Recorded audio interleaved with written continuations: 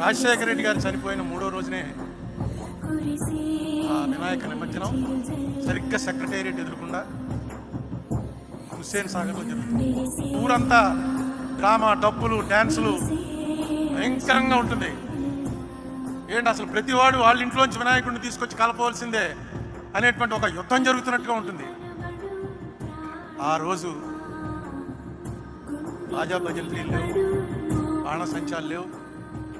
Pin drop సైలెన్స్లో నిమజ్జనానికి తీసుకొచ్చినటువంటి ప్రతి బండి మీద వినాయక విగ్రహం 40 అడుగులు 50 అడుగులు ఉన్న ఖైరతాబాద్ విగ్రహం నుంచి ఎవరో అప్పలకొండ అన్నవాడు తన ఇంట్లో పెట్టుకున్న చిన్న విగ్రహం వరకు అన్ని విగ్రహాలతోటి రాజశేఖర రెడ్డి గారు చనిపోయిన ఫోటో, ఆ ఫోటో పెట్టుకుని వచ్చారు. బహుశా ఈ గౌరవం ఎవరికి దక్కదు, ఎందుకంటే అది ఎవరో పెట్టించి ఫోటోలు పంచిపెట్టింది కాదు, పేపర్లో పడ్డవి కట్ చేసుకుని అక్కడ అంటించుకుని